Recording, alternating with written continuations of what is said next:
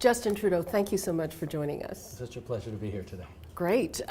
So in the hierarchy of your priorities, how important is it to have your plan for Zoomers in place? Oh, I think the focus that we have as a party is making sure that Canada once again gives a real and fair chance to everyone to have a good life and to succeed.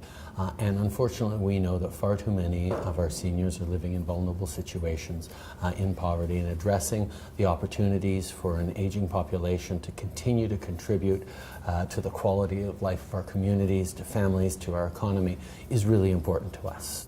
I had a look at your speech here nearly a year ago at the CARP AGM in 2014.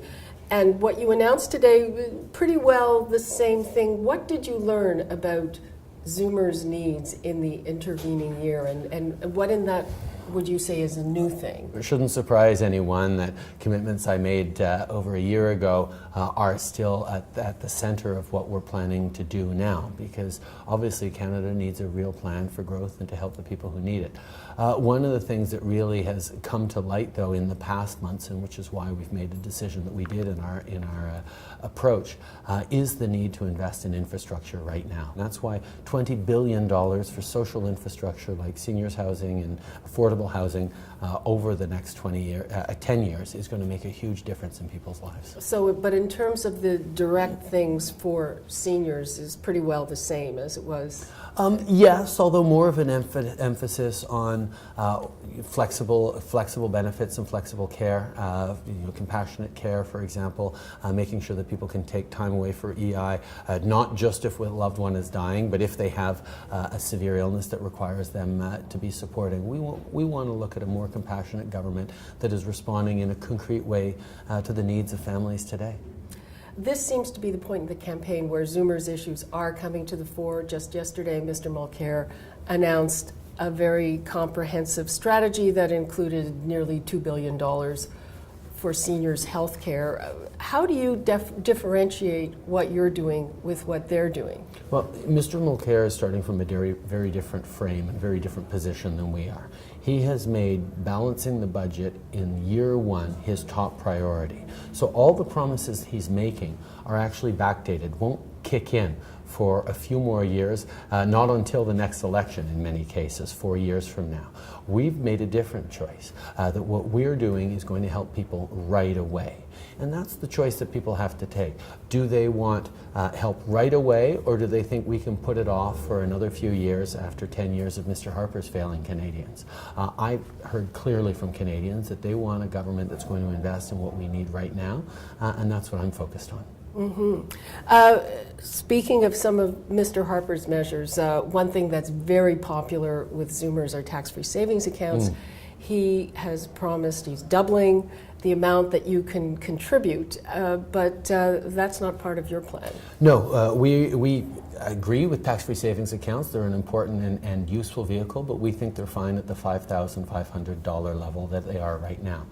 Studies have shown that doubling it disproportionately helps the kind of people who have $10,000 at the end of the year to put aside. And the fact is, we're making choices to help our more vulnerable seniors rather than people who already may have advantages with that. It's a choice we're making. So you're going to roll back that increase? It actually hasn't taken effect yet. Kicked in yet, and it won't. We're going to keep it at 5,500 because that's a level that provides benefit to the largest number of people.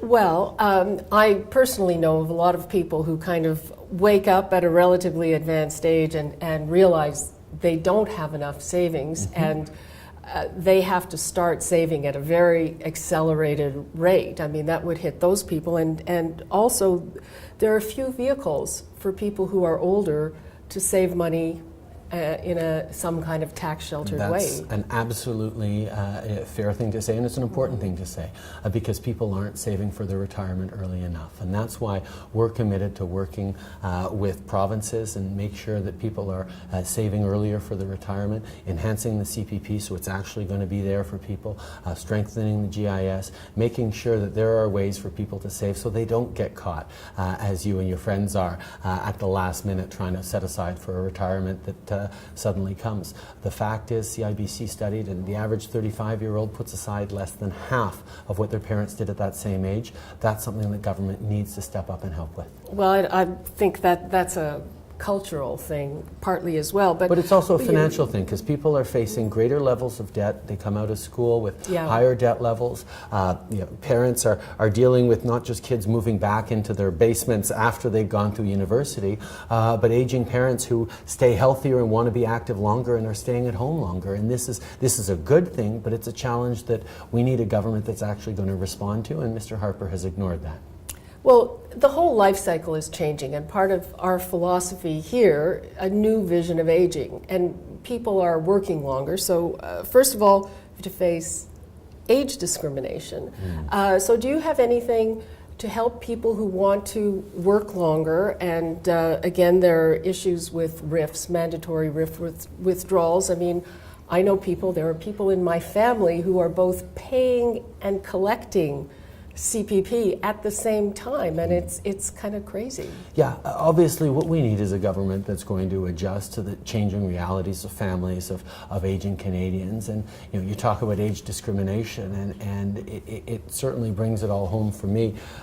People tend to forget this, but my father skipped a generation when he had me. He had me at 51, which meant that he was getting his senior's discount movie card when I was in my early teens. And I lived with someone and was raised by someone who was the age of my friend's grandparents, and I understand just how healthy and active they can be. Yes, but I've known a lot of people who are living now healthier and longer in very exciting ways, and we need to make sure as a society we're recognizing that and supporting that, because the opportunities to continue to contribute are really important. But again, those people who are working need ways to be able to save money. TFSA is one of them. They need, if right now the rules for mandatory withdrawals, it ends at 91. I know a lot of people who are planning on living a lot longer than that. I know, and you're highlighting the fact that we need to have a government that's actually responding to people's needs and focusing on how to help the people who need it, and making sure that we work with provinces to ensure that retirement security is there for Canadians. Unfortunately, Mr. Harper has refused to even sit down with the provinces to talk about strengthening pensions, and that's disappointing. Okay, thanks so much. Real pleasure. Thank you.